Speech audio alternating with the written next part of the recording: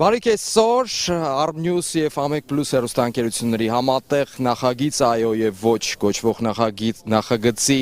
Երևանից հարավ ուղևորված խմբի ուղիղ եթերային երրորդ օրը մեկնարկում է։ Մենք անցանք մեր ուղու ամենադժվար ճանապարհներից մեկը Կապանից Գորիս ճանապարհը։ Այն բավական անցանելի եղանակը շատ լավ է, արև է եւ այլն։ Դժվար հատվածներից մեկը այդ հայտնի թասի ոլորաններում խնդիր կարծես թե ընդհանրապես չկար։ Այժմ մենք Կյորես, Կյուրիս, Կորիս, Կորուս, Զանգիզուր, Զանգյազուր, Գերուսի, Գորայք, սա Գորիսի պատմական անուններն են, ենթադրվում է, որ տեղական հիմքը կազմել են հնդկեվրոպական նախալեզվի գուրո, դա ժայռ և էս լինել բառերը, դա ծագումնաբանությունն է։ Իսկ ընդհանուր առմամբ Գորիսում հայտնի կետերից մեկը, հայտնի լաստի խութը գտնվում է ինձանից մոտավորապես այս ուղղությամբ, ես այն այս բան տեսնում եմ։ Քաղաքում 23,000 բնակչություն կա, ընդհանրապես քաղաքում նույնիսկ եվրոպական շունչ է զգացվում, կարծիք կա, որ այստեղ այս քաղաքի հատակագիծը կազմել են գերմանացի ճարտարապետները, ամենայն դեպս այդպիսի կարծիք կա, պատմաբաններից ոմանք գուցե եւ չհամաձայնվեն։ Կանել եմ այս դիրքով, արևի լույսը ուղիղ աչքերիս մեջ է, ինձ հարմար չէ, բայց ամեն դեպքում այս դիրքով իմ թիկունքում երևում է Գորիսի հրապարակում հավաքված բազմությունը, նրանք կլսեն այո եւ ոչ նախագծի մասնակիցներին եւ ժամանակ չկորցնելով տեղափոխվեմ քննարկման կետ եւ այսպես գնացինք։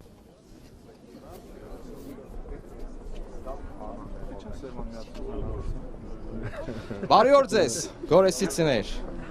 Ո՞նց եք։ Լավ եք։ Անցնենք մեր այո եւ ոչ նախագծի մասնակիցների հետ քննարկմանը, նախ արագ ներկայացնեմ ովքեր են նրանք։ Վարդան Այվազյան ազգային ժողովի պատգամավոր, նաև ազգային ժողովի տնտեսական հարցերով մշտական հանձնաժողովի նախագահն է։ Նա այո թևից է։ Այո թևից է նաև Հրայր Թովմասյանը, նա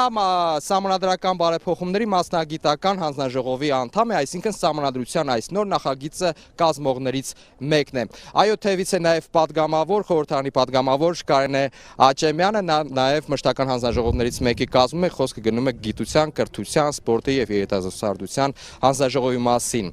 Այո թևից է նաև Արման Սաղաթելյանը, նրան տեսնում եք աջ կողմում վերջում, նա Հայաստանի PR ասոցիացիայի ղեկավարն է, նախագահն է։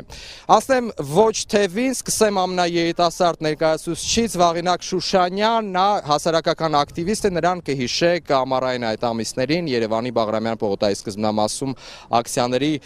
կազմակերպիչ, նախաձեռնող եւ ակտիվ մասնակիցներից մեկն է։ Ոչ թևից է այժմ ազգային ժողովի պատգամավոր, ազգային ժողովի տնտեսական հարցերով մշտական հանձնաժողովի անդամ Հրանտ Բագրատյանը։ Ոչ թևից է նաև Ազատ Արշակյանը, Գերագույն խորհրդի նախկին պատգամավոր, քաղաքական գործիչ, թե ինչպես է նա այժմ իրեն համարում, նա կասի խոսակցության քննարկման ընթացքում։ Ոչ թևից քաղաքագետ, հասարակական կարծիքի ուսումնասիրման կենտրոնի ղեկավար Թամարա Գևորգյանն է։ Այսպիսով քննարկումը կարող ենք սկսենք։ Ողջունենք նաև այո թևին։ Եվ այսպես սկսում ենք քննարկումը, նախ այո թևից ներկայացուցիչներից մեկը ներկայացնի հիմնական դրույթները, կխնդրեմ հակիրճ 3 րոպե, այնուհետև իհարկե հարցերով նրբություններին կանդրադառնանք։ Հրայր Թովմասյան։ Շնորհակալություն հարգելի գորիսցիներ, որ այստեղ եք, ձեր ժամանակից ինչ-որ հատված առանձնացրել եք եւ նվիրել եք մեզ, որպեսզի ստանանք այդ ինֆորմացիան, թե ինչու ենք ուզում Սահմանադրությունը փոխել։ Անկեղծ պիտի լինենք եւ անկեղծ խոսենք միմյանց հետ։ Կարծեք թե անվտանգության առումով բավականին բարվոք վիճակում է գտնվում երկիրը։ Իրոք կարողացել ենք այս ժամանակահատվածում գործող Սահմանադրության շրջանակներում եւ հաղթանակներ տանել, որոշակիորեն ամուր պահել մեր սահմանները։ Ունենք անվտանգության բավականին կայացած համակարգ, Երևանը համարվում է աշխարհի 7-րդ, 8-րդ ամենաանվտանգ քաղաքը, ունենք ժողովրդավարության որոշակի աստիճան եւ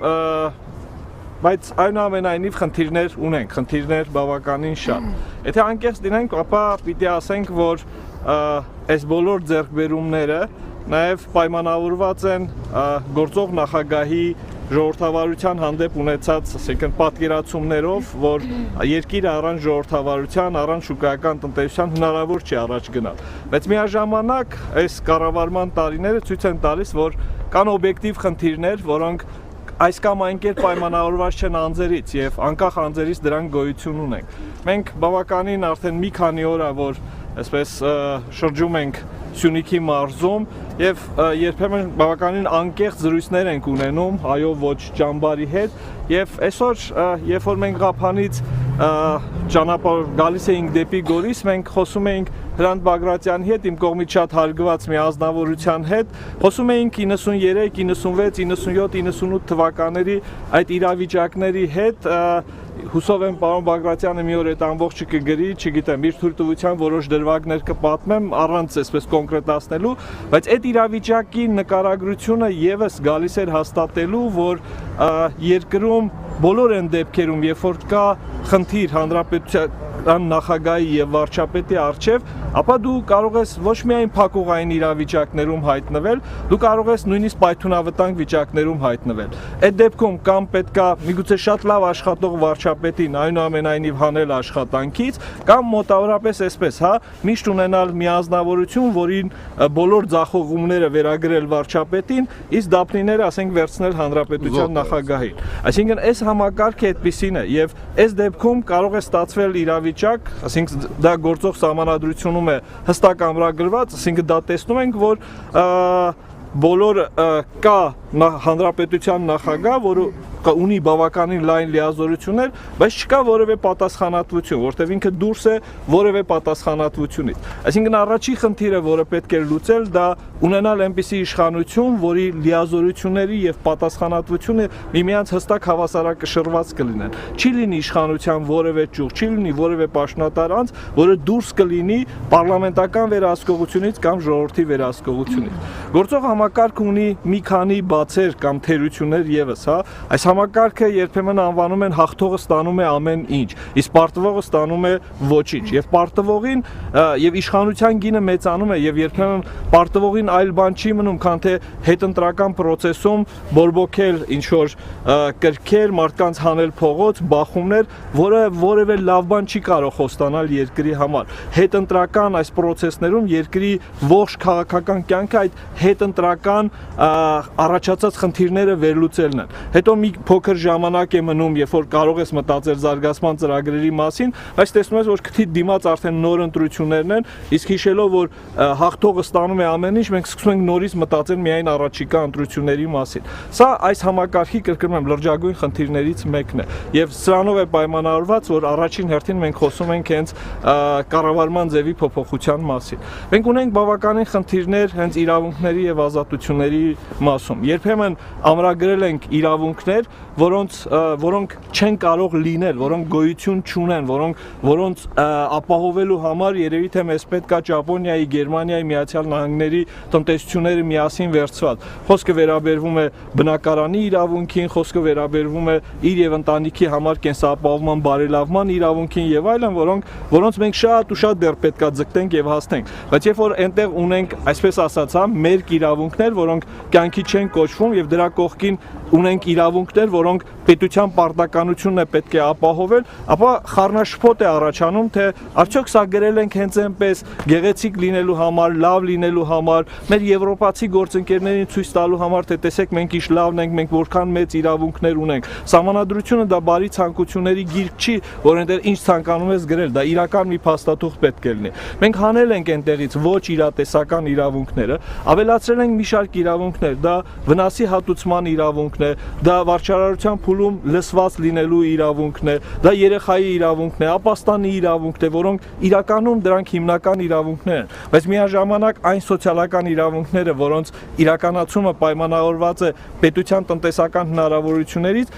սահմանել ենք որպես պետության պարտականություն, որի համար պետությունը, կառավարությունը ամեն տարի պիտի հաշվետվություն ներկայացնի կառավարությանը։ Մենք շատ ենք խոսում, որ ունեն գերկենտրոնացված համակարգ։ Իրոք դա այդպիսին է։ Եթե հանրապետության նախագահ այսօր ունի եւ նախագահի պաշտոնը եւ ունի մեծամասնությունը պարլամենտում, ապա ընդդիմությանը ոչինչ չի մնում անելու, քան թե պարլամենտում երբեմն ելույթ ունենալու, փոքրիկ հարցեր տալու, այսինքն փորձելու որոշակիորեն, այսպես ասեմ, անհարմարություն ստեղծելու միայն իշխանության համար, բայց որոշումների կայացման վրա որոշակիորեն ազդելու զրո լծակներ ըստ էության։ Կարող եք մեր այս ժամանակահատվածի այս իրավիճակը վերցնել։ Նույնիսկ այն դեպքերում, երբ որ ընդդիմությունը փորձել է քննիչ հանձնաժողովներ ձևավորել ժամանակավոր հանձնաժողովների ձևով, որպեսզի ուսումնասիրի ստուգի հենց քաղաքական մեծամասնության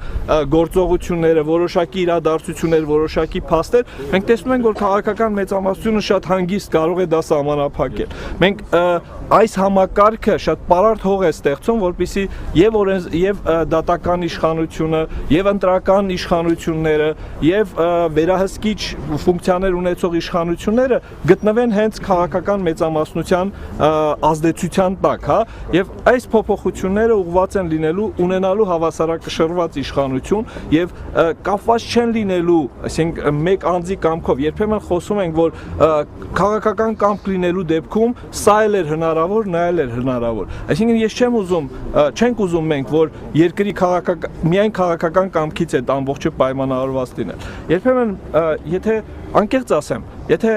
ես չլինեի քաղաքական կուսակցության անդամ, հա, լինեի այն Հրայր Թովմասյանը, որը մինչև 2010 թվականն էր որպես իրավաբան փորձագետ, ես չեմ ուզում ասել կարող եմ երդվել, բայց ես վստահ եմ, որ եթե նույնիսկ այսօրվա քաղաքական ընդդիմությունը, հա, զուտ որպես քաղաքական պատվեր ինձ իջեցնել, որպես մասնագետի, որ գրել այնպիսի սահմանադրություն, որը ընդհանրապես բոլոր ժամանակներում ընդդիմության համար ամենաբարենպաստ հողը կստեղծի թե իշխանության գալու, թե պրոցեսների վրա ազդելու, թե որոշումների կայացման վրա ազդելու, ես հիմա դժվարանում եմ ասել, թե ես այդ առումով, այդ տեսանկյունից կկարողանայի ավելի լավ սահմանադրություն գրել, քան թե այն սահմանադրությունը, որը այսօր կա։ Այսօր դրված չի իշխանության խնդիր, երբեմն սա ներկայացվում է, որ սա իշխանության քայլն է։ Մենք տեսնում ենք, որ քաղաքական ընդդիմությունից եւս կան ուժեր, որ պաշտպանում են այսա։ Չպետք է բաժանել, որ սա քաղաքական իշխանությունների խնդիրն է։ Երբեմն զարմանում են, որ քաղաքական իշխանությունները կարող են գնալ սահմանադրության ճանապարհով իրենց իշխանության սահմանափակմանը, բայց մենք չենք պատրաստվում ընդհանրապես ամբողջ ժամանակահատվածում լինել իշխանություն։ Իշխանություն ունենալը դա ինքնանպատակ չէ։ Ինքնանպատակ է, գերնպատակ է ունենալ հավասարակշռված իշխանություն։ Ով ուզում է գա իշխանության, որ քաղաքական ուժերը կլինեն իշխանություն, ընդդիմություն, ունենալ այնպիսի պատկեր, այնպիսի վիճակ, որտեղ մեկը վճռորոշ չի լինելու, մեկի ասածը մենակ չի լինելու։ Այդ մեկը միշտ պետք է ընդդիմության շունչը իր մեջքում զգա, միշտ պետք է ընդունի այնպիսի որոշումներ, որը պետք է լինի կոմպրոմիսային։ Ազգը չի կարելի պառակտել, ազգը չի կարելի բաժանել, չի կարելի այսպես բաժանարար գծեր տանել։ Դու իշխանություն ես, ես ընդդիմություն եմ, ես միշտ եմ ճիշտ կամ դու ես միշտ սխալ։ Այսինքն շատ ավելի նուրբ մեխանիզմներ է այստեղ նախատեսում, որ մենք պետք է փորձենք անել։ Ես հասկանում եմ նաև մեկ նախադասություն եւ վերջ, որ մենք ունենք սոցիալական խնդիրներ, մենք չենք թաքցնում դրանք։ Ես չեմ ուզում ասել, որ նման բանը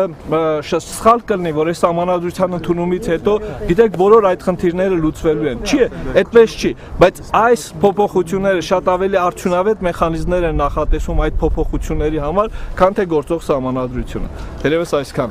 Այո, թևի հիմնական դրույթներն են, ոչ թևից կհասկանանք ինչու ասել համանadrական նոր նախագծին ոչ, ով է ներկայացնում Ժողովուրդ ջան, Հրանտ Բագրատյան։ Ես հստակ դեմ եմ այս համացան փոփոխությանը։ Ինչու եմ դեմ։ Փորձեմ այնպես խոսել, որ ձեզ հասկանալի լինի։ Ընդհանրապես, երբ որ մենք խոսում ենք երկրի կառավարման ձևից, չեմ կարծում ամեն անգամ մի բան պիտի մոգոնենք։ Միշտ սովոր եմ որևէ խնդիր լուծելիս տնտեսական, քաղաքական, սոցիալական, նայել այդ խնդրի էվոլյուցիան աշխարհում, մեզ մոտ, մեր վիճակը նայել, մեր զարգացման աստիճանը նայելու, հետո որոշել։ Որն է ամենահուսալի, որովհետև քանի գնա կան հետաքրքիր է։ Քելեն 10 քանի օր ունենք, պես մի եկեք մոտիկ։ Ժողովուրդ, եկեք մոտիկ։ որ լսելի լինի։ լեզելի լինի, այ։ Ներեցեք պարոն Բագրատյան, շարունակեք։ Որն է ամենահուսալի ուղին, որ գնանք դրան։ Ես չգիտեմ երկիր, որը գտնվում է այսքան ցածր զարգացման մակարդակում, $3,500 հնա մեկ շնչին, որ առելի խնդիր պետք է ունենա լուծի ագրարային հասարակությունից գնա դեպի նորագույն ինովացիոն հասարակություն, շրջանցելով ինդուստրիալ հասարակությունը, ու այդ բանը անի պարլամենտական համակարգի միջոցով, այսինքն շատ դեմոկրատական ենք, հավաքում ենք, խոսում ենք, լուծում ենք։ Մեկը պետք է լիդերություն անի։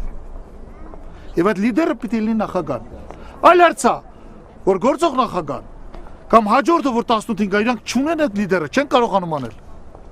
Խնդիրը սա է, խնդիրն եղած համակարգը ճիշտ կառուցելն է։ Մենք գնում ենք շատ վտանգավոր բանի։ Ես երբեք չեմ կարող ասել, որ չկա աշխարհում պարլամենտական, բայց ես գիտեմ մի հստակ մի բան։ Անդադ ասում եմ, նորից կրկնում եմ 193 երկրներից մոտ 110 առնվազն նախագահական է։ Այսինքն այդ 110-ում կա նախագահական կամ էլ միապետական։ Առնվազն այդ 110-ում կա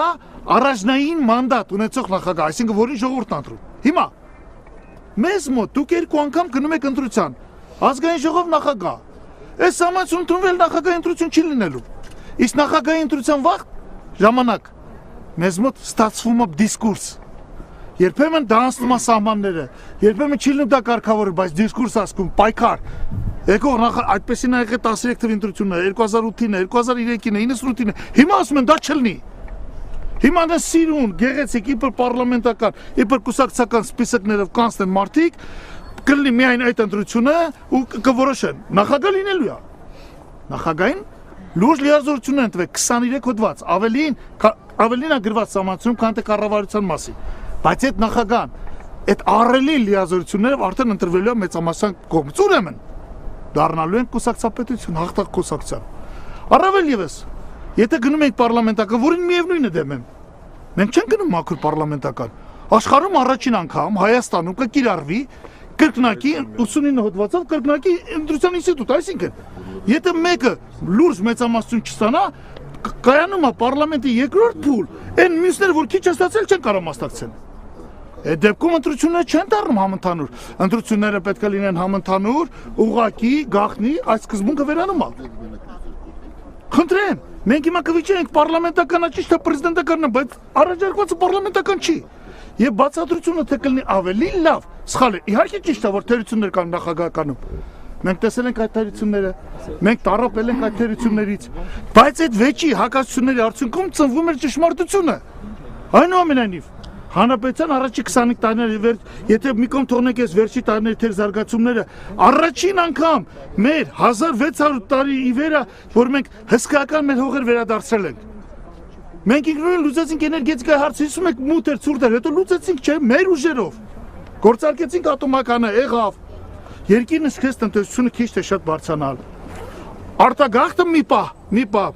2003-4-ին 5-ին, նույնիսկ 97-ից սկսած 152,000 մարդուց իջավ 15,000 մարդու, 10,000 մարդու։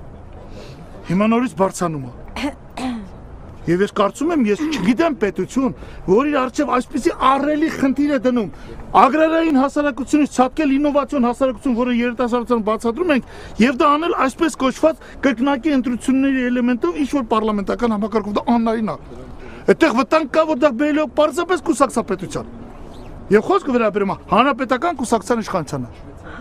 Գործող նախագահի գլխավորությամբ, որ իրենց իշխանությունը երկարաձիգ են։ Բացի դա,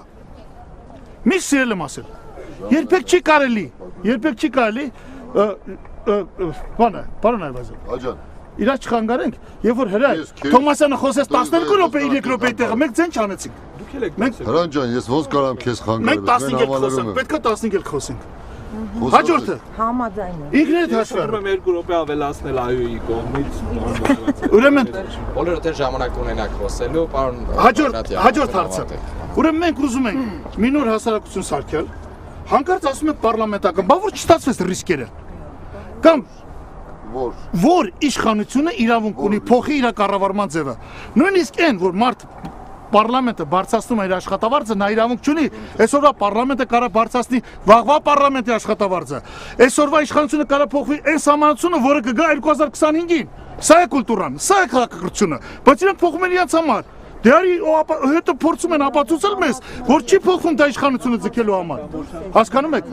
Որևէ համակարգ չեմ տեսնում։ Ծանոթ եմ բոլոր համակարգներին, աշխարհում հիմնական բոլոր փորձերին։ Ես պարզապես սա համարում եմ խելահեղություն։ Ես սա համարում եմ չթույլատրված ռիսկ, դրանից հետո սարքում են կուսակցապետություն, հնարավոր է 5 տարի հետո նույն մարդիկ գան, որոնք երկու անգամ արդեն համացությունը փոխել են, 10 տարի մեկ փոխում ենք, գան ասեն չէ նորից գնում եք պրեզիդենտականի եւ այլն։ Սա ինձ համար անընդունելի է։ Ես հիմնավոր չեմ տեսնում, ռիսկերը տեսնում եմ մեծ։ Պարլամենտական հանրապետության էլեմենտները ճիշտ չեն դրված։ Դրված են էլեմենտներ, որ գոյություն չունեն պարլամենտարիզմի համաշխարհային պատմության մեջ։ Կրկնակի ընտրություն, չգիտեմ, մեծամասնություն եւ այլն։ Բաց մի քանի հարցեր տնտեսական հարցերը։ Բացարձակապես խառնած իրար։ Բոլոր տնտեսական հարցերը, օրինակ 100 կարծեմ 58 հոդվածում կառավարությանը հանկարծ տրված է վարկային քաղաքականություն վարելու իրավունք։ Կառավարությունը դրա հետ կապ չունի։ Հին բանով կենտրոնական բանկը չէ, այդ չէ փոխվել։ Կենտրոնական բանկին մենք արել ենք առաջարկը իրար հետ։ Ես խնդրում եմ վերջացնեմ։ Կենտրոնական բանկը չեք փոխել։ 199 հոդվածով 200 հոդվածներ, կենտրոնական բանկը խմբագրել եք, ապահովում է բառը գրել եք նպատակ բառը, դա առաջինը ես եմ արել այդ դիտողությունը, կենտրոնական բանկը ընդհանրապես գործ չունի ֆինանսական կայունության հետ։ Կենտրոնական բանկի համար մեկ ֆունկցիան դրամավարկային քաղաքականությունն է։ Մենք այսօր ամեն օր թեկուզ այս բյուջեն տեսնում ենք այդ կիքսերը։ Հնարավոր չի դառնում, մենք այսքան մասնագետ ենք, աշխարհման են գալի, ճանաչում են մեզ, մենք չենք կարողանում ասել, այս զապիսը պետք է այսպես լինի։ Գրած ասած, սոցիալական պետություն ենք, ինչ սոցիալական պետությունից ո՞րն է։ Պետությունը լինում է շուկայական, սոցիալական հարցերի բյուջեի հարցերն են։ Բյուջեի ծախսման կառուցվածքներն են։ Գրված են խոսքեր, որոնք գոյություն չունեն։ Գրված է մարդու իրավունքներ, մարդն ունի ամուսնանալու, ունի պատվի իրավունք։ Այդ պատվի իրավունքը կարելի է ընդհատել, եթե հանկարծ հասարակական շահի խանգարում է։ Այնպես որ բոլոր առումներով, բոլոր քննարկումներով, ինչքան հնարավոր է 5-10 րոպեում առարկել, ես ձեզ ասեմ, մենք ընկնելու ենք կրակը։ Մենք ընկնելու ենք կրակը, ռիսկերը դրանք ավելի շատ են, քան թե մյուսները։ Չեն լուծված այդ խնդիրները։ Հում է այս նախագիծը, ինքը չի բավարարում այդ բաժերը։ Շնորհակալություն ձեր ուշադրությանը։ Հարգելի գորեցիցներ, կխնդրեմ դուք ակտիվ եղեք, հիմա մենք արդեն կարծես սկսում ենք բանավեճը պարոն Այվազյանի հետ, ահա։ Եկեք գնանք խոսենք այս ժողովուրդը հասկանա մի քիչ էլի։ Որովհետև մենք այնքան բարդ ենք խոսում, այնքան ասենց չգիտեմ, բաններ ենք խոսում։ Պարոն Բագրատյան։ Հա, հիմա որպես կանոն ձեզ ասեմ, ինչ չեն թողելու խոսելու, միշտ ռեպլիկա գնալու։ Գլխից ասեմ, որ իմանա։ Նման ապերատոր։ Ուրեմն ժողովուրդ ջան, ինչա տեղի ունենում։ Առաջի հարց ասեմ, փոխվում է ընդհանրապես մենակ կառավարման համակարգը։ Այս մարդիկ շատ լավ գիտեն։ Ցանկացած նախագահական ընտրություններից մի հատ մեկ սիրուն կիքս ենք ունենում, կամ կրակոց, կամ կռիվ, կամ իրար մորթոցի, եթե որևէ մեկ ինձ կառարկի, խնդրում եմ առարկեք։ Որովհետև ամբողջապես ձևավորված է հետև նախագահին ընտրում ենք ու պրծնում ենք, մնացածը սաղ նախագահն անում է։ Ոնց ուզում դնում ենք։ Այսինքն մենք ընկել ենք հակամարտությունների մեջ։ Պարոն Բագրատյան, հարգելի ոչեր, այս ժողովուրդը հերոսներ, ծնած պարապետներ ունեցած, ես գիտեմ ունեմ, այս ժողովուրդը նախագահ կարող ունենա։ Այնեն չի որ մեկի ճատկին վեճնի գրած է։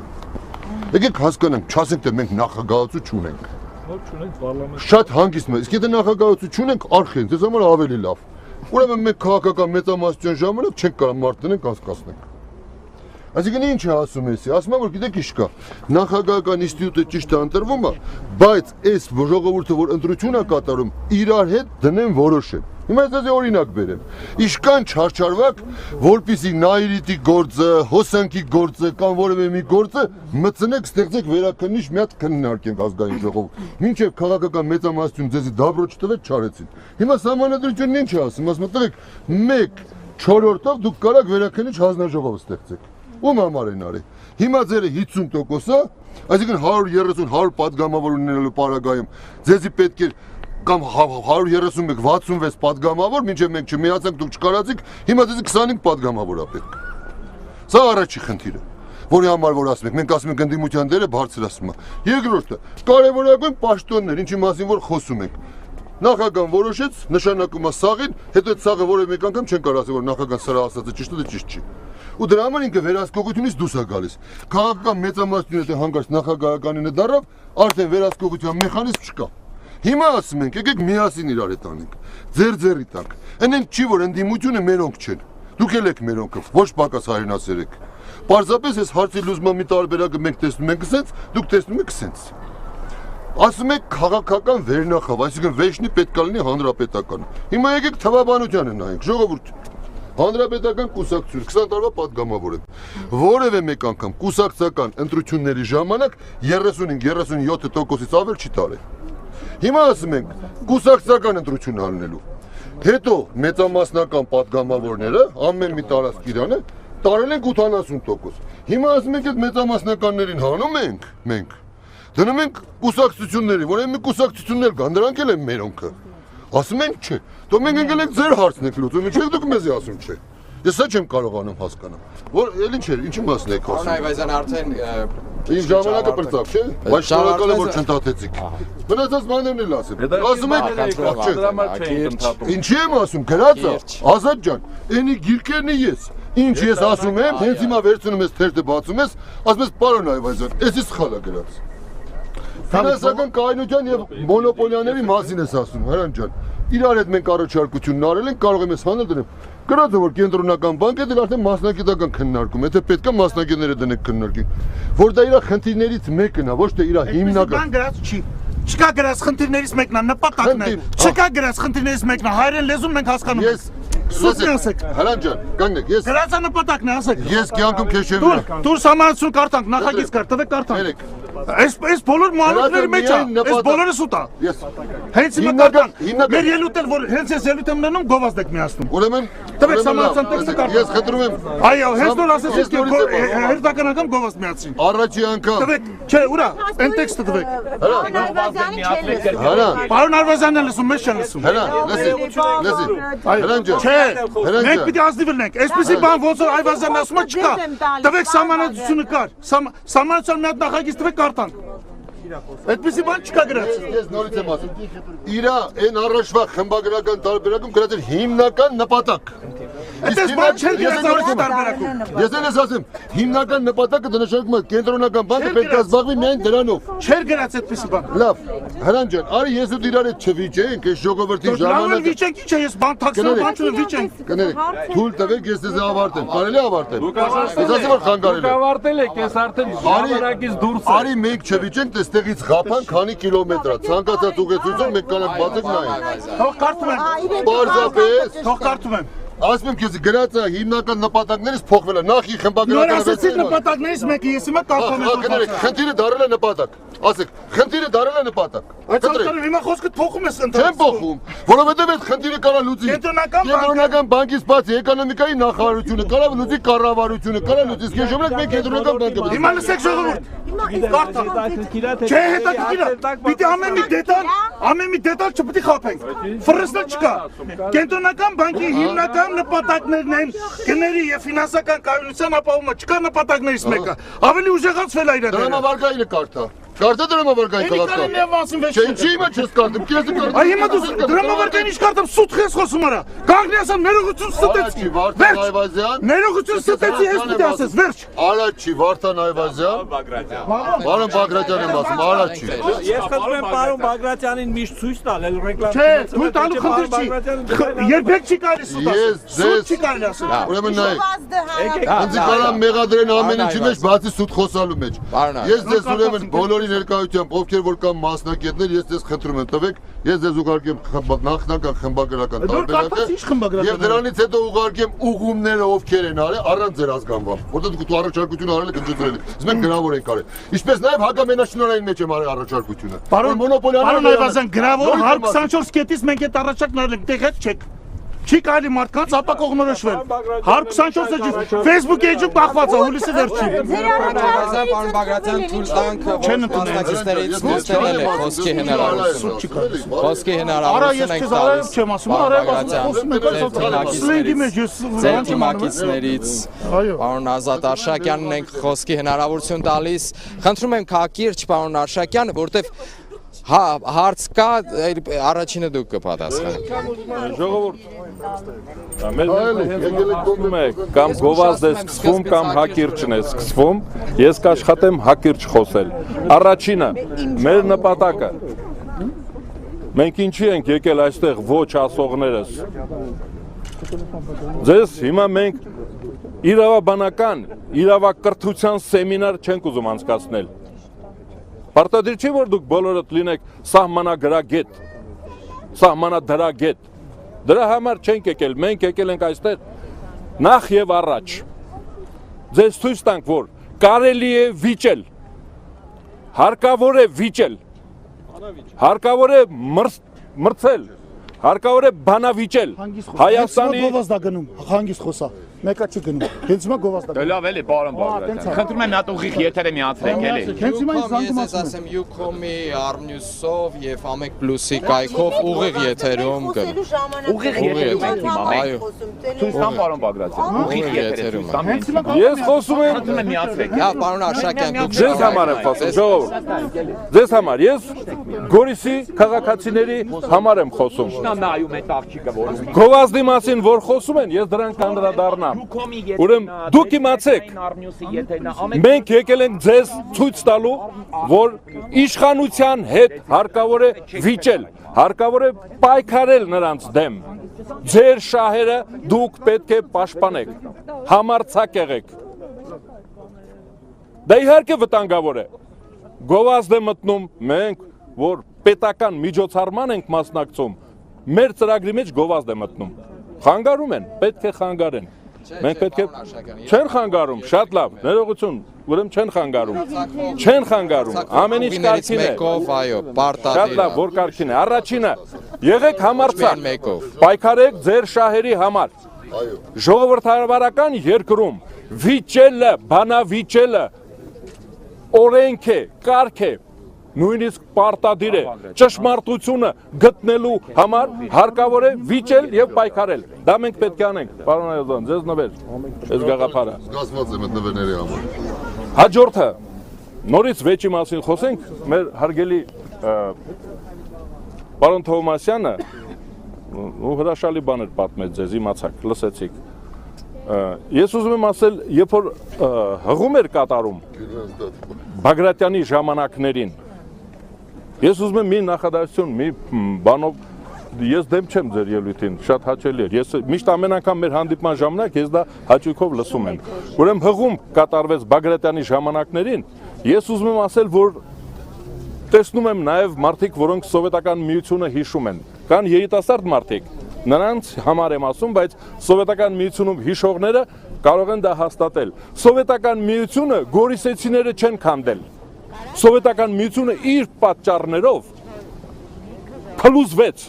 Այդ փլուզման ժամանակ Հայաստանը կմնար փլատակների տակ, ոնց որ մնաց ռուսական կայսրության փլատակների տակ հայ ժողովուրդը 10-20 թվականին։ Կորցրեցինք մենք մեր տարածքները, այստեղ ինչ կռիվներ էին գնում։ Հիշեք, 20-ական թվականներին։ Ուրեմն կային քաղաքական գործիչներ, կար քաղաքական թիմ Հայաստանում, ձեզանից էին ընտրված, դուք էիք, որ փրկեցին Հայաստանը փլուզումից, ինչի պատճառով, որովհետև կային կոնկրետ մարդիկ, Հրանտ Բագրատյանի նման մարդիկ կային, որոնք պայքարում էին, կարծրատիպերը ջարդում էին, որպեսզի Հայաստանում սով չլինի, պատերազմ չլինի քաղաքացիական, դա հարկավոր է հիշել, հենց պայքարի հետևանքով, ամեն օր գիշեր ցերեկ այդ թիմը, նաև Բագրատյանի թիմը, պայքարում էր մեր հայրենիքի անվտանգության համար, տնտեսական, քաղաքական, ռազմական, այդպիսի թիմ կար, այս ձևաչափը դրա մասին չի, ես դրա համար չեմ ասի, մանրամասն, իմացեք, որ պայքարը եղել է եւ կլինի, եթե մենք պայքարում ենք, մենք կհաղթենք, կարևոր չի ես հաղթեմ, թող հաղթի նա ով ավելի ճիշտ է, եթե ես եմ սխալը, ուրեմն հաջորդը, ձեզանից ով է կարդացել սահմանադրությունը, եթե ասելու է այո,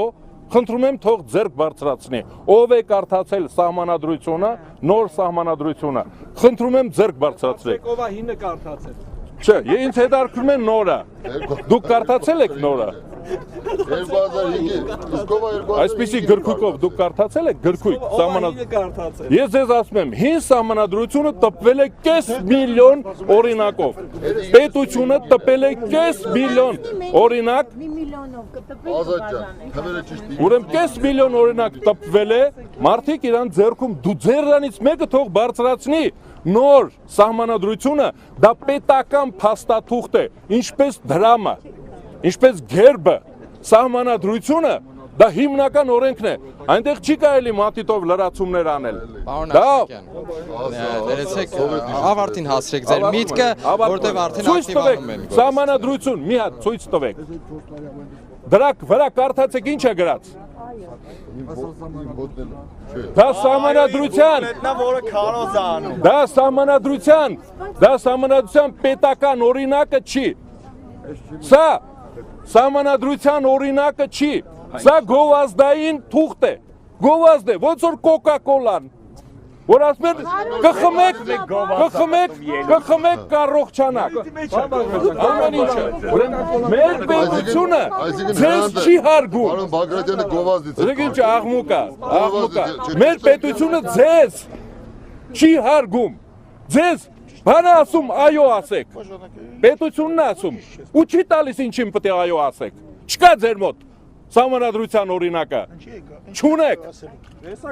ուրեմն դուք այո եք ասելու անծանոթ տեքստի, շատ էլ հարգում ենք Թովմասյանին, իրա ճառը լսեցինք, բայց դուք ստորագրած, փեչատած, այդ ձևի կարանք ես դրա վրա գրեմ $1000 ու տամ ձեզ կվերցնեք, ուրեմն փեչատվում չի ստորագրվում։ Նախագիծը դուք որին որ պետք է այո ասեք, պետք է կարդաք, չէ։ Ազատյան, բայց ինչին ես ոչ ասում։ Ուրեմն չեն հարգում ձեզ։ Չէ, սա խեշ, դու ասել ինչին ես Ինձ ոչ էլ չեն հարգում, խանգարում են, ես իրենց չէի խանգարում։ Չեն հարգում։ Աշակյան, ես ձեզ չեմ խանգարի, հակիրճ արդեն ավարտեք, հա, գորեստներից հարցեր տվողներ կան։ Հենց նոր երկու բանախոսները այո ասողների ասեցին, որ կյանքը շատ վատ է։ Մի քիչ է վատ, ինչքան է վատ։ Ասեցին, որ մենք խնդիրներ ունենք։ Այդ խնդիրները այդ խնդիրները հայերեն նշանակում են, որ դուք ձեր սառնարանը բացեք, գնացեք փողոց, դուք ձեր հարևաններին տեսեք, իմացեք, այդ խնդիրները նշանակում են վատ կա գործազրկություն, սոցիալական նպաստները, թոշակներ կոչվածները, թշվառի ողորմություն, այդ բոլորը նախկին սահմանադրությունն է բերել։ Այս սահմանադրությունը, որը մենք չունենք, չկա թուղթը, չկա ինչը պետք է կարդանք։ Դա ասում է, որ ավելի վատ է լինելու։ Մենք ասում ենք գնացեք, իսկականը գրեք, լավ սահմանադրություն գրեք, որ մեր կյանքը լավանա։ Դրանցից ոչ ոք չասեց, որ եթե սա ընդունում եք, դուք լավ եք ապրելու։ Ես ասում եմ, վերջացնում եմ, ուրեմն իմ ընկերները ինձ րոպեներից կտան ինձ։ Ես ասում եմ, որ սահմանադրության մեջ առաջին նախադասությունը պետք է լինի, դուք լավ եք ապրելու, սրանից հետո, եթե դա գրած չի, դեն շպրտեք, ասեք ոչ։ Հարգելի պարոն Թովմասյան, ներեցեք, հարգելի 8 մասնակիցներ նախագծի, հիշեցնեմ, որ սա ոչ մի պետական հեռուստաընկերությունով ուղիղ եթեր չէ, սա Armnews եւ Amek+ հեռուստաընկերությունների համատեղ նախագիծն է, այսինքն ուղիղ ազդանշանը հեռարձակվում է այս երկու ընկերությունով, ընդ որում Armnews հեռուստաընկերությունը նաեւ հեռարձակում է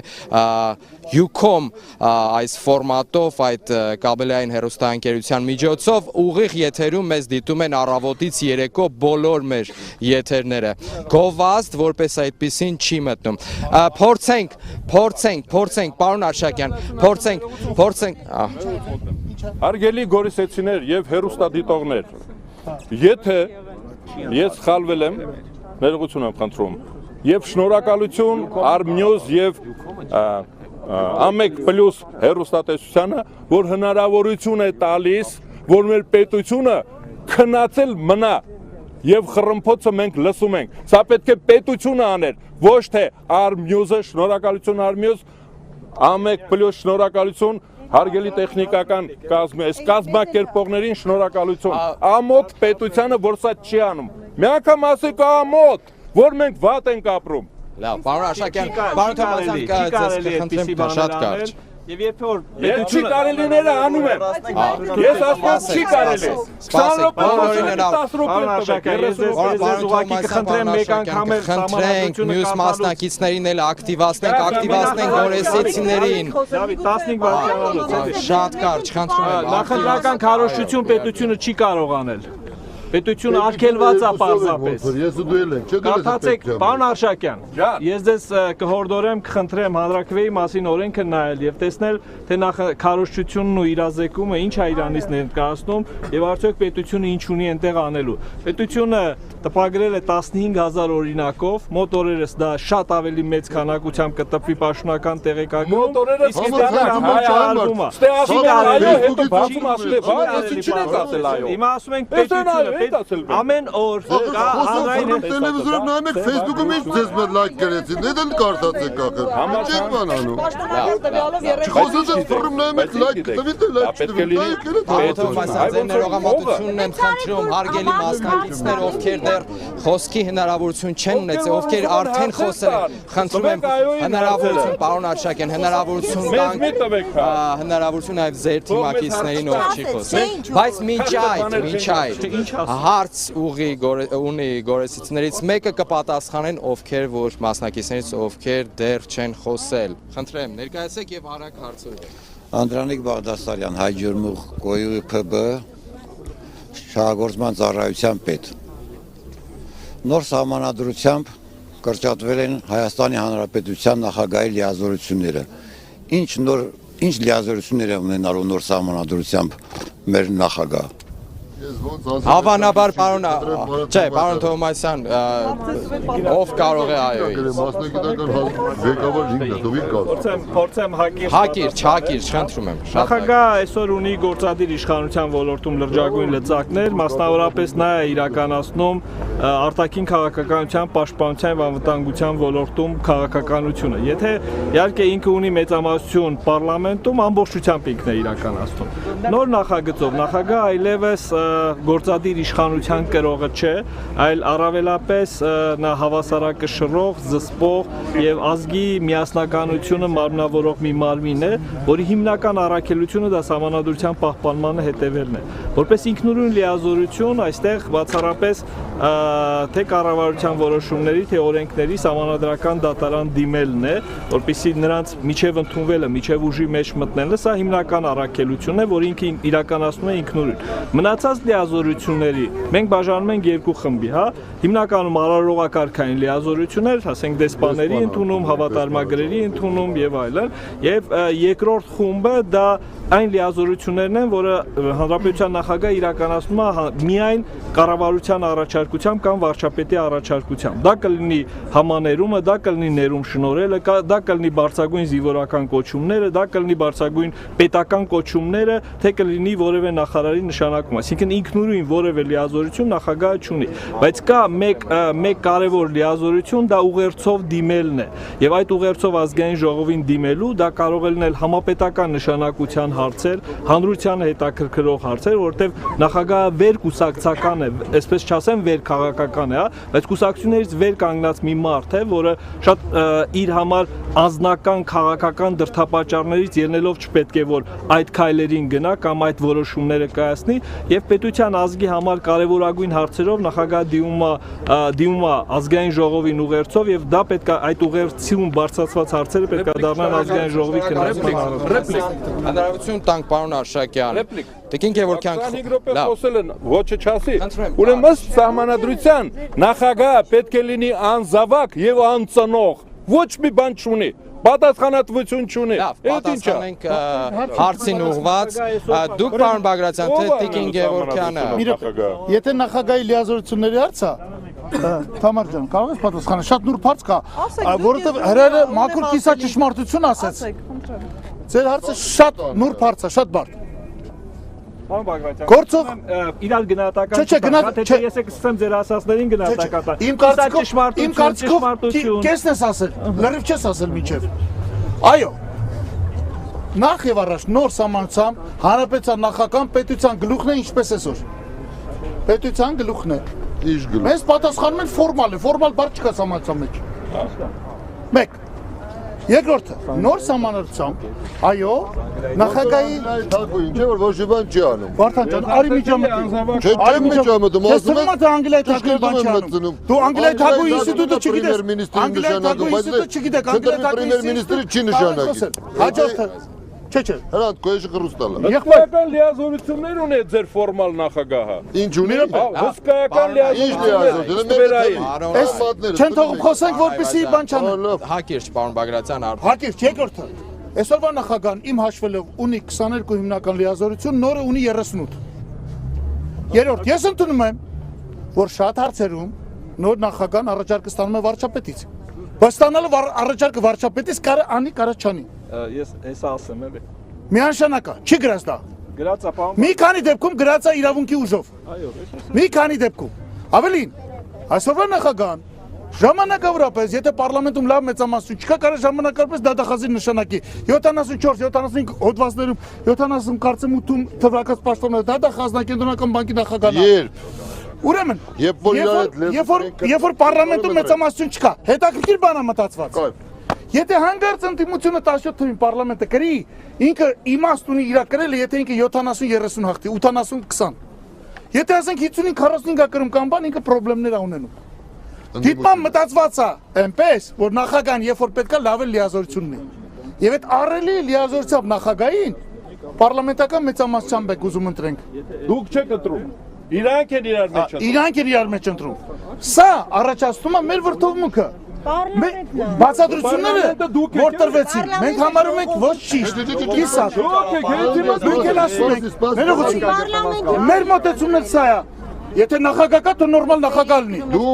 Եթե նախագահ շատ լիազորություն ունի, դատան չի, բայց եթե նա առաջին մանդատ ունի, ժողովրդի առաջին Սիրելի Բագրատյան, կարող եք ասել դե նախագահան ինչ լիազոր, այդ ասի այսքան լիազորություն։ Թվես էլ մի հատ։ Ասես լիազորություն։ Նախագահան կարա դեսպանին ընդունի։ Պարոնայք, Պարքեվատրի ճամփու դնի։ Պարոնայք, չէ, պարոն Թովմասյան, Դեսպան, բարով նստի, հաջողություն։ Պարոնայք, մի րոպե, պարոն Սաղաթելյան, խնդրում եմ ձեզ, քանի որ այսպես ռեպլիկի հետևից այսպես կարող է անդադար շարունակվել եւ վերացվել մեկ-մեկի բանավեճի, խնդրում եմ ձեր գործընկերներն էլ թող խոսեն, ասելիք կա, նման հարցերին էլ կարող են պատասխանել։ Պարոն Սաղաթելյան։ Պարոն Այվազյան, գիտեք ինչն է հարցը։ Այստեղ շատ հաճախ մեր ընդդիմախոսները կիրառում են մանիպուլատիվ ինչ-որ տակտիկաներ, այսինքն թյուր են բռնում ստեղծող։ Առաջինը, երբ իմ խոսքի մեջ երբեք դու նման բան չես լսի կամ չես ապացուցի օբյեկտիվության սկզբունքները պահպանելով։ Այսինքն դա դատարկախոսություն է։ Ձեզնից էլ, մեզնից էլ, հասարակ ժողովրդի դրա մասին չի խոսքը։ Ուրեմն, ինչն է հարցը։ Երբ պարոն Բագրատյանը ասում է, որ միջազգային փորձ 110 երկիր անմիջական քվեով ընտրվող նախագահ, անմիջական քվեով ընտրվելը չի նշանակում նախագահական կառավարում ունենալը։ Ենթադրենք մեր երկրում ժողովրդական արտիստը կարա ամբողջ հանրության հանրաքվեով ընտրվի, բայց դա չի նշանակում, որ նա ղեկավարում է երկիրը։ Վրաստանը ձեզ օրինակ, որ ասում եք մենք ինչպես պետք է ցածկենք այս համակարգից տնտեսական այն համակարգը, պետություն կա, որը Իսրայել պետությունն է, ստեղծվել է պատերազմական իրավիճակում, առաջին իսկ օրվանից դեռ գոյություն չունեցող, եղել է պարլամենտական սկզբունքներով առաջնորդվող երկիր։ Այսինքն այդ մաթեմատիկական մանիպուլյացիաները ինչ վերաբերում նախագահի լիազորությունների։ Պարոն Բագրատյան, 33 լիազորություն ունենալը 22-ի փոխարեն չի նշանակում ընդլայնումը լիազորությունների կամ այդ լիազորությունների ավելացումը։ Հստակ գրված է հոդված 139։ Խնդրում եմ կարդացեք։ Ուրեմն, իրավաս հանրապետության նախագահ սահմանադրության այսինչ հոդվածների մասերով սահմանված դեպքերում կարող է համապատասխան ակտը երրորդյա ժամկետում իր առարկություններով վերադարձնել առաջարկություն ներկայացնող կամ միջնորդությամբ դիմող մարմին։ Եթե իրավասու մարմինը չի ընդունում այդ առարկությունը, ապա հանրապետության նախագահը կամ ստորագրում է համապատասխան ակտը, կամ դիմում է սահմանադրական դատարան։ Եթե ոչինչ չի անում եւ հանրապետության նախագահը չի կատարում սույն հոդվածի այդ պարտականությունը, ապա համապատասխան ակտը ուժի մեջ է մտնում իրավունքի ուժով, պարոն Բագրատյան։ Ես կվերջը չեմ տալու։ Ձեր օրինակը բերեք սա, ինչպես ձեր գործընկերը ասաց, կեղծ օրինակ է։ Ներողություն ես չեմ վերջացրել։ Ուրեմն հարգելի գորիսցիներ, մի խնդրանք ունեմ ես ձեզ։ Գիտեք, սա ներողություն, գործընկերներ, Ես որ բղավեմ ձեր խոսքի ժամանակ չեմ կարող սիրուն կլինի։ Ուրեմն բանն այն է, որ սա քաղաքական կուսակցությունների դեբատներ չեն։ Սա երկրի բյուջեի տնտեսական քաղաքականության քննարկումը չէ։ Սա մայր օրերքի քննարկում է։ Եվ սա եկեղեցական կամ հոգևոր հավաք չի, հավատանք կամ չհավատանք կամ լոտորեի չի, ջնջենք, շահենք, թե չենք շահելու։ Սա հստակ սահմանված դրույթներ են, սա մայր օրենք է, որը չնայած դիտարկումների ամբողջությամբ մատչելի է, ինչպես նաև մատչելի են փորձագետները, որոնք այս օրենքի վրա, մայր օրենքի վրա աշխատել են, խնդրում եմ ձեզ, մի տարվեք այս կամ այն մեկնաբանություններից, ընդհանրապես մի հավատացեք, բացեք, կարդացեք եւ արեք ձեր եզրակացությունները, արեք ձեր ընտրությունը տեղեկացված եւ գիտակցված։ Սա միայն դա է երաշխիքը, որ ձեզ ոչ ոք, ոչ մի կողմից երբեք մոլորության մեջ չի գցելու։ Խնդրում եմ արեք դա։ Ոչ թևից առարկում եւ իր կարծիքն է հայտնում Թամարա Գևորգյանը, Տիկին Գևորգյան, խնդրեմ։ Չեմ կարող ժամանակ։ Իհարկե, բոլորին, դուք չեք խոսեք։ Սիրելի գորիսեցիներ, ես ինչու եմ ասում ոչ։ Մենք այստեղ տարբեր գնահատականներ լսեցինք, ինչ որ փոխադարձ մեղադրանքներ եւ այլն, եւ իդեպ այդ մանիպուլատիվ երևույթների մասին խոսելը դա կարծում եմ այդքան էլ ճիշտ չի եւ խնդիր ունենք այստեղ մի հատ մենք մեր մեջ հասկանալու, որովհետեւ այդ մեթոդը բազմիցս կիրառվել է այլ ուժի կողմից։ Հիմա ես որպես հասարակական կարծիքի ուսումնասիրման կենտրոնը ղեկավարող մարդ, ընդհանրապես ուզում եմ խոսել կյանքից եւ ոչ թե լուսնից ընկած ինչ որ բաներից։ Գալիս էինք եւ ճանապարհին նայում եմ 1 տարի առաջ մի քիչ ավելին Գորիսում իրականացված հետազոտության արդյունքները։ Հարց է հնչել գորիսեցիներին քանակական հետազոտության ժամանակ։ Ինչպիսին է Գորիսում բարոյահոգեբանական մթնոլորտը։ Պատասխան, վատի պատասխանն եմ ասում։ 90%-ից ավելին։ Ինչպիսին է Գորիսում աշխատանքի խնդիրը։ Պատասխան, գորիսեցիների պատասխանը։ 90-ից ավել տոկոսը աշխատանքի խնդիր ունի։ Ինչպիսին է վիճակը երեխաների, խաղահրապարակների, եթե այսպես հերթով թվարկեմ երիտասարդների։ Ինչքանով է մասնակցությունը հանրության որոշումներ կայացնելու գործընթացին։ Չենք մասնակցում, որովհետև չկա այդ հնարավորությունը 70%-ից ավելի։ Հիմա ասացեք, խնդրեմ, խնդիրը սահմանադրություններ, թե սխալ եւ ոչ արդյունավետ կառավարիչները։ Այսինքն, երբ որ մենք խոսում ենք, որ այս սահմանադրության նախագիծը լավն է, մի հատ եկեք իրական վիճակի գնահատականը հնչեցնենք եւ ասենք ովքեր էին պատասխանատուները եւ արդյոք պատասխանատվության ենթարկվել են թե ոչ, թե ապաշնոր կառավարման մեթոդները կիրառող մարդիկ են եղել եւ այսօր հասարակությանը մենք հասցրել ենք այնտեղ, որտեղ որ հասցրել ենք։ Հիմա հարցս հետեւյալն է եւ ես ասում եմ, հիմա գանք սահմանադրությանը, պարոն Այվազյան, մի ընդհատեք։ Ուրեմն սահմանադրությունը ասում ենք գնում ենք պարլամենտական երկրի։ Ինչ ասել է պարլամենտական երկիր, այսինքն առնվազն մենք պիտի ունենանք կուսակցություններ կայացած, այս ինստիտուտը պիտի կայացած լիներ, որ գնայինք, այո, գնայինք պարլամենտ եւ փորձեինք գաղափարների շուրջ կուսակցությունների, բախումների, ոչ թե անձերի բախումների, բերեինք մեր երկիրը այլ հարթության վրա։ Հիմա ասացեք, խնդրեմ, Հայաստանի Հանրապետությունում քանի կայացած կուսակցություններ կան, քանի փուչիկ կուսակցություններ կան եւ մենք տեսանք դրանց օրինակը։ Այսինքն, երբ որ խոսում ենք փոփոխությունների մասին, պիտի կարողանանք ուղղակիորեն նայել միմյանց աչքերի եւ չկտրվենք եւ ինչ շատ հաճախ մեղադրում են, ասում են դուք հասարակության հետ իրենց խնդիրներից եք խոսում, բա ինչից խոսեմ։ Խոսեմ, որ էլի լավ կլինի տարբերակով, դե Ժորժ ջան, վատ ա եղել էս 20 տարի, դե ոչինչ էլի մի կերպ սենց ներեք, դիմացեք, չգիտեմ ինչ, բայց մենք պետություն ենք։ Մենք պետություն ենք, մենք պիտի կարողանանք քաղաքացիական հասարակություն ճիշտ ձևավորենք, պետական ինստիտուտներ ձևավորենք, գործի դնենք պետական ինստիտուտները, մենք պիտի կարողանանք այնպես անել, որ հասարակության վստահությունը բարձրացնենք, որ հասարակությունը չասի, որ մեկը գնամ, չգնամ, չի լինելու, այդպես չի ժողովուրդ։ Հիմա մենք ինչի մասին ենք եկել խոսում։ Թե մենք ուզում ենք մի վարքյան։ Հիմա մենք այդ օրինակը մի բերեք, հա։ Բարգավաճ Հայաստանի օրինակով հասարակությունը շատ լավ տեսավ, երբ որ դուք ուզում եք ինչ եք անում։ Ձեր ստեղծածը, ձեր քանդածը, երբ ինչ ուզում անում եք։ Հիմա, այսինքն եկեք մենք հասկանանք ինչ բարեփոխում էր հարկավոր եւ որոնք էին այն սխալները պետական կառավարման համակարգում, որ թույլ են տրվել եւ ինչ պետք է անել, որպեսզի շտկել։ Իրենք ասում են բարեփոխում, ներողություն ամփոփում են։ Սիրելի ժողովուրդ, այդ որ ասում են ժողովրդին պարզ լեզվով, ժողովուրդը շատ ավելի խելացի է, քան դուք կարող եք ենթադրել։ Եվ երբ որ ասում եք օգտվեք ինտերնետից պաշտոնական տվյալ եմ հնչեցնում։ Հայաստանի Հանրապետությունում 38%-ը կարող է ընդամենը օգտվել ինտերնետից։ Բա այն մնացածը ինչ անեն։ Ոչ, դա հին տվյալ չի, ինձ խնդրում են տվյալների մեջ հանկարծ շտկումներ չանել, որովհետև այդտեղ խնդիր կունենան։ Հիմա ոչինչ թող խանգարեն։ Սիրելի գորիսեցիներ, ես խոսեցի Գորիսի, սիրելի գորիսեցիներ, ես խոսում եմ Գորիսի խնդիրներից։ Տեսեք, ես չեմ խոսում Հայաստանի խնդիրներից։ Հիմա կարող է այդ պատասխանը քանակական ուսումնասիրության ժամանակ իրենք են տվել, դուք եք չէ տվել։ Այսինքն այդ տվյալները, որ ասում եմ, այստեղի տվյալներ են։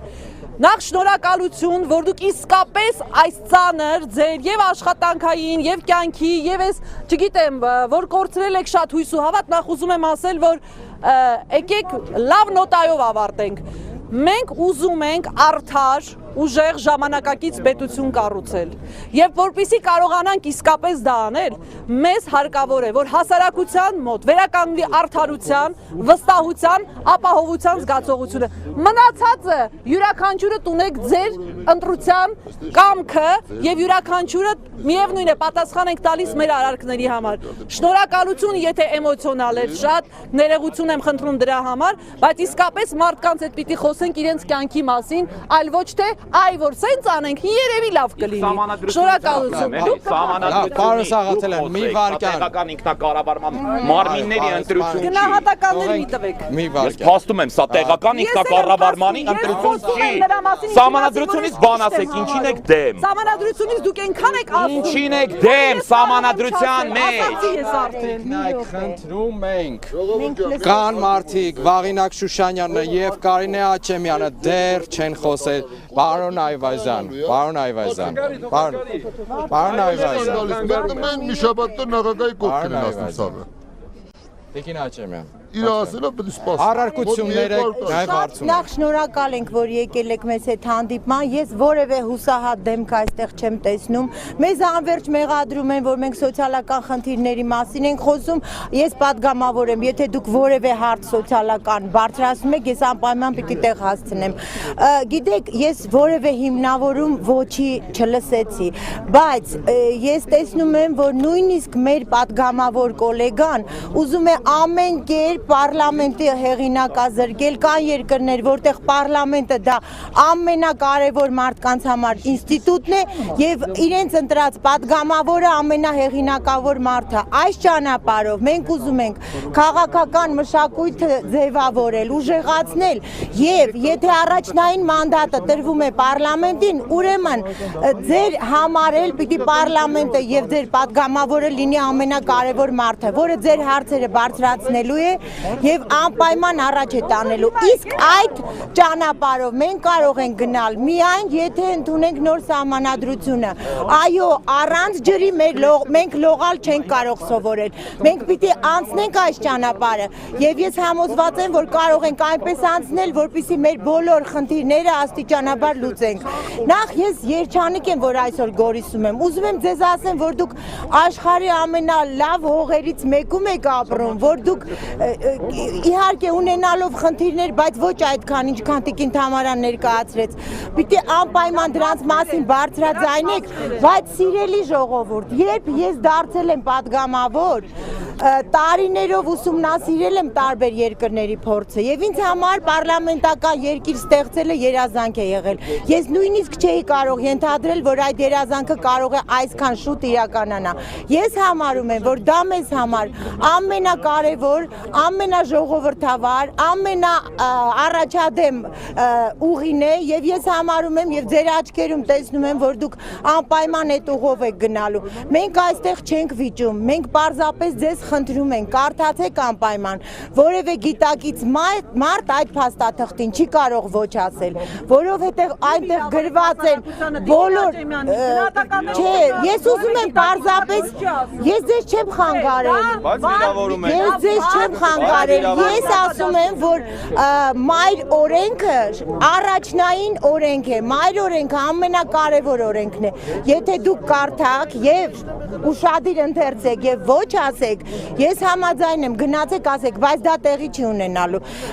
Ուզում եմ նաեւ ասել, որ մենք շատ շնորհակալ ենք այս հանդիպման համար եւ ուզում եմ ձեզ հորդորեմ, որ անպայման դեկտեմբերի 6-ին ձեր քվեարկությամբ օգնեք, որպեսզի մեր երկիրը ավելի դինամիկ զարգանա։ Շնորհակալություն Տիկին Աչեմյաններ, ամենաերիտասարդ մասնակիցը այս պրոյեկտի, այս նախագծի Վաղինակ Շուշանյան դեռևս չի խոսեն, նա կարծես իջեցիք, հա, բոլոր ձեր ավագ գործընկերներին, սպասում եք, պարոն Շուշանյան, եկեք այսպես անենք, ժամանակը շատ չի մնացել, գորեստներից մեկի հարցին պատասխանեք, հարցին կպատասխանեք, խնդրեմ, ով է ձեզանից։ Ես հարցս ուղղում եմ եւ ոչերին եւ այոներին, 3 հիմնավոր պատճառ կարող եք ասել ընտրությանը գնալու համար, 3 հիմնավոր պատճառ, ոչը ասի եւ կարող է այոնել պատասխանի, 3 ինչ հիմնավոր պատճառ կարող եք ասել, որ ոչերը այոներ դառնան Եվ նկատի հակիր այստեղ շատ խոսվեց ինչու այո ինչու Այո ընտրության ենք գնալու մենք չիմանանք 3 պատճառ 3 կարևոր հիմնական պատճառ որ գնանք ընտրության Լսում ենք Վաղինակ Շուշանյան կարող է այո Կփորձեմ այսպես պատասխանել ձեր հարցին շնորհակալություն Առաջի հերթին ես եթե գնում եմ ընտրության պիտի իմանամ ինչի համար եմ գնում Ես ինքս էլ ամբողջությամբ չեմ կարդացել այս նոր գրված նախագիծը, բայց խորհուրդ եմ տալիս բոլորդ էլ կարդաք։ Մի քանի բան, որ առանձնացրել եմ իմ համար, դրանք սրանք են, որ պիտի այդքան ոչ քվեարկեմ։ Առաջին հերթին իմ իրավունքներն ու ազատությունները սահմանափակելու խոչընդոտ կա։ Ես, ինչպես գիտեք, ներկայացրեց մեր հաղորդավարը, ես ամառային շրջանում եղել եմ բողոքավոր, այսպես կարելի ասել, որովհետև իշխանության կողմից միշտ հնչել է բողոքականները, ինչի դեմ են բողոքել Բողոքել եմ սոցիալական անարդարության դեմ, որով այն ժամանակ չեն կարողացել սահմանափակել իմ ազատությունները, որովհետև գործող սահմանադրությունը ինձ թույլ էր տալիս առանց իրազեկման, առանց թույլտվություն վերցնելու, խաղաղ ճանապարհով առանց զենքի ես կարողանամ հավաք անցկացնել կամ չգիտեմ, իմ բողոքի ձայնը բարձրացնել։ Բայց ներկա սահմանադրության մեջ գրված է, որ ես ինչ որ ժամկետներում խելամիտ ժամկետներում պետք է իրազեկում տամ տվյալ տեղական ինքնակառավարման մարմնին, դա կլինի գյուղապետարան, քաղաքապետարան, որպեսզի իրենք լիազորություն տան կամ թույլտվություն տան, ես ինչ որ վայրում բողոքի ակցիա անցկացնեմ կամ իմ բողոքի ձայնը բարձրացնեմ, ինչ որ գործողություն կատարեմ, կամ կապ չունի, կարող եք բարեգործական ինչ որ բան եմ անում, որը հապճեպ է ու 1 օրվա ժամկետ է իրանից ներկայացնում։ Գիշերը եղել է դեպք, առավոտյան ես ուզում եմ անմիջապես արձագանք տամ։ Սակայն նոր սահմանադրությունը դա ինձ թույլ չի տալիս, իսկ գործողը թույլ է տալիս։ Երկրորդը, ես ուզում եմ անմիջական մասնակցություն ունենալ երկրի կառավարման ցանկացած մեխանիզմի։ Այս ներկա պարագայում մենք ունենք 5 ընտրության հնարավորություն, նախագահ, ազգային ժողով, տեղական ինքնակառավարման մարմնի գյուղապետի կամ ավականու ընտրություն։ Ներկա պարագայում նոր սահմանադրության մեջ դրանք հանված են թողնելով երկուսը, թողնելով ավականու ընտրությունները եւ ազգային ժողովի ընտրությունները, որոնք էլ ցանկացած ժամանակ կարող է խախտվել։ Ասեմ ինչ պատճառներով կարող է խախտվել, եթե այն ժամանակ ասում են մեծամասնականով շատ մարդիկ չեն անցնում, քիչ տոկոս ենք հավաքում, հիմնականում համամասնականով ենք հավաքում, թող լինի կամ հակառակը ճիշտ չեմ հիշում, ինձ կարող եք հուշել։ Այս պարագայում կուսակցական կլան կարող է հանդիսանալ, որտեղ Ինչպես նշեցին իմ գործընկերը, ռեյտինգային համակարգով նույն կուսակցության անդամները մեծամասնականի նման անցնեն այդքան։ Եվ այնտեղ իրանք իրավունքներ որոշեն իմ համար, որոնց կարող է շատերից ինչպես տեղյակ եք, դաժե գրագիտության ցածր մակարդակի վրա են։ Գոյություն ունեն այդ սանդղակները։ Այս երկու պատճառը ես դեռևս կասեմ, թող այոն իրա 3 պատճառն է այսպես։ Լավ, պարոն Սաղաթելյան, ես կասեմ, ոչ շատ կարճ։ Ուրեմն հարգելի Վաղինակ, խնդրում եմ անպայման կարդա, որովհետև քո նշած կետը հոդված 44-ի 2-րդ կետն է, որ ինքնաբուխ հավաքների իրականացման համար իրազեկում չի պահանջվում։ Սա աննախադեպ բան է իմ իմանալով համաշխարհային պատմության մայր օրենքի վերաբերյալ։ Գործող օրենքում նման դրույթ Իրավաբանները ավելի լավ երևի կպատմեն, այսինքն պետք չէ գնալ այս կամ այն մեկնաբի, եթե քեզ նման բան են պատմել, խաբել են, կարդացեք, հստակ ամրագրված են նաև այդ օրենքները, որը աշխարհում չեմ խոսելու ռեյտինգային մասին։ աշխարհի որևէ երկրի սահմանադրություն։ Չէ, պետք չի, չենք խոսում դրա մասին, այսինքն ես իմ սուբյեկտիվ կարծիքը հայտնեմ, առաջինը չլինելով կուսակցական եւ երբեք չլինելով կուսակցական, այսինքն ոչ միայն հիմա կուսակցական չեմ, այլ չեմ եղել որևէ կուսակցության անդամ։ Չէ, ամեն դեպքում ուզում եմ ասեմ ինձ հետաքրքիր չի ներկուսակցական պայքարը այս կոնտեքստում։ Առաջի խնդիրը նշվատավյալ նոր սահմանադրության տեքստում լավ դուք ինձ խանգարում եք պարոններ երկու կողմից էլ Մասնակիցների ժամանակը քիչ է շատ մնացել, կարճ պետք է ասեմ ինչու այո հա հստակ բաժանում է իշխանությունների բոլոր վերահսկման լծակներով այսօր այդ լծակները չկան վաղը այդ լծակները սրանով լինելու են կառավարությունը որը լավ չի աշխատում պարլամենտի կողմից ամեն շաբաթ կարող է ուղարկվել տուն ես ուզում եմ որ իշխանությունը լինի վերահսկելի 1 երկրորդը քաղաքական մշակույթի վերաբերյալ ուրեմն խոսում են որ մեր երկրում չկան կուսակցություններ որպեսզի մենք ունենանք քաղաքական կուլտուրա միջև չլինի նախապայմանը քաղաքական մշակույթի զարգացման կուսակցությունները երբեք չեն կայանալու մեր երկրում մեր մոտ երբեք չի լինելու գաղափարների պայքար միշտ պարոն Բագրատյանի ասացի պես լինելու են անձերի շուրջ կուտակված խմբավորումներ, որոնք ամեն անգամ բերելու են բախումների, ինչպես դա արևելքի բոլոր երկրներում են։ Մենք գնում ենք դեպի քաղաքակիրթ տարբերակ։ Եվ անձամբ ինձ համար խանգարում ես ինձ հետևից։ Վերջին իմ փաստարկը անվտանգության նկատառումներն են ինձ համար շատ կարևոր երևույթ։ Տվյալ այսօրվա գործող սահմանադրությունը ենթադրում է, որ նախագահը, վարչապետը ու պարլամենտի մեծամասնությունը կարան լինեն տարբեր թեմերի ներկայացուցիչներ քաղաքական եւ հարկ եղած պարագայում լուրջ խնդիր է առաջանում պաշտպանության հարցերը համակարգելու։ Եթե նախագահն է այսօր գերագույն գլխավոր հրամանատարը, բայց այլ թիմի ներկայացուցիչը վարչապետն ու պարլամենտը, իրենք ոչ թե իրեր օգնելու են պատերազմական կամ նմանատիպ իրավիճակներում, այլ խանգարելու եւ նախագահը ի վիճակի չի լինելու ապահովելու երկրի անվտանգության համար կարևոր հարցերի լուծումը։ Տվյալ համակարգում սա վերանում է եւ պաշտպանական ամբողջ համակարգը, եւ տնտեսական հարցերը, եւ քաղաքապաշտպանության, եւ զորքերի կառավարումը կենտրոնանում է մի մարմնում, այն է կառավարությունը եւ հնարավորություն տալիս խուսափել հնարավոր նման անիշխանությունից։ Վերջ, սա երեք հիմնական Հարգելի մասնակիցներ, ժամանակ քիչ է մնացել, յուրաքանչյուրին հնարավորություն չեմ կարող տալ մեկական թե երկուական րոպեով պատասխանել, յուրաքանչյուր թևից խնդրում եմ պարոն Բագրատյան, շատ կարճ։ Չպետք է քվեարկեք։ Առաջին, մինչև հիմա դուք ընտրում եք երկու համապետական նշանակություն։ Մարմին, նախագահ, ազգային ժողով, սրանց հետո ընտրելու եք միայն ազգային ժողով։ Այդ լավ է, էլի։ Երկրորդ։ Ազգային ժողովի ընտրությունները 89 հոդվածում նախատեսված է երկրորդ տուր։ Չկա զսպող մեխանիզմ։ Այդպիսի բան աշխարհում չկա։ Այս պայդրությամբ աշխարհում որևէ երկրի բազմամանդատ օկրուգում երկրորդ տուր մցրած չունի։ Այսինքն բոլոր դեպքերում իրանք իրենց դարձնելու են մեծամասնություն։ Ով որ ասենք սկզբից առաջի տուրում նույնիսկ վատ վիճակում հայտնվել, բերելու են հաղթող դարձնել։ Երրորդ նախագահ կա, գրված է որ նա պետության գլուխ է, բայց արի ու տես այդ նախագահային կուսակցական մեծամասնությունը իր ժողովում նշանակում է։ Դա նույնպես անթույլատրելի է, անպատվաբեր նման նախագահի համար։ Մենք չենք կարող դրան գնալ։ Ով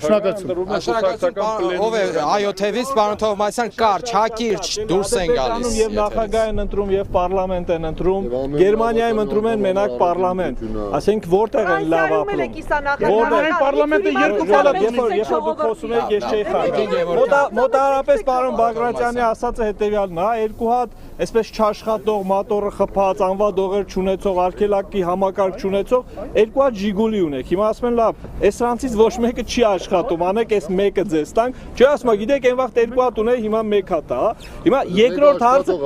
երկրորդ հարցին Ժորժ ջան, որպես ընտրական իրավունքի մասնագետ պետք է պատասխանեմ։ Երկրորդ փուլի դեպքում ընդդիմությունը ունի շանս միավորվելու, հաղթելու իշխանությանը։ Եթե մեկ փուլանոց դա ինքը չունի դրա հնարավորությունը։ Այս համակարգը կոչված է։ Հիմա եթե պարոն Բագրատյանը ասում է գոյություն չունի, այսօր այդ համակարգը 100%-ով գործ գործում է Սան Մարիոյում, նախատեսված է Իտալիայում, բայց դա մյուս երկրներն են, որոնք այս համակարգով են գնացել, ունեն այլ համակարգեր այդ մեծամասնությունը ապահովելու։ Օրինակ, ասենք Հունաստանում հաղթողը ստանում է 50 մանդատ լրացուցիչ։ Ֆրանսիայում ամբողջ ընտրությունները անցկացվում մեծամասնականով։ Ժորժ ջան, եթե փոխենք ընտրական համակարգը, անցկացնենք 100% մեծամասնական, այս նախորդ ընտրությունների արդյունքներով իշխանությունը կստանար 90% ձայն։ Հիմա որտեղ է այստեղ հակասությունը, էլի, խնդրում եմ ինձ ասեք։ Այնպես որ պարոն Բագրատյանի ասածները հաշվի առնելով, Ժորժ ջան, ես ձեզ պետք է խնդրեմ կողմ քվեարկել։ Ավարտ, սա ավարտ, հարգելի գորեստներ, մենք դեռևս մնում ենք ձեր քաղաքում, դեռևս հանդիպումներ կունենանք եւ համալսարանում եւ ճիշտ ծրագրին ամբողջովին ծանոթ չեմ։ Այսպիսով մենք դեռ այստեղ ենք, սա այո եւ ոչ նախագծի Երևանից հարավ ուղևորված խումբն է։ Մենք Գորիսում ենք։ Կհանդիպենք մոտ 1 ժամից։ Այո եւ ոչ, շարունակությունը քիչ հետո։ Արմյուզը եւ Ամեկ Պլյուսը ներկայացնում են Կարեն Քոչարյանի նոր հեռուստանախագիծը։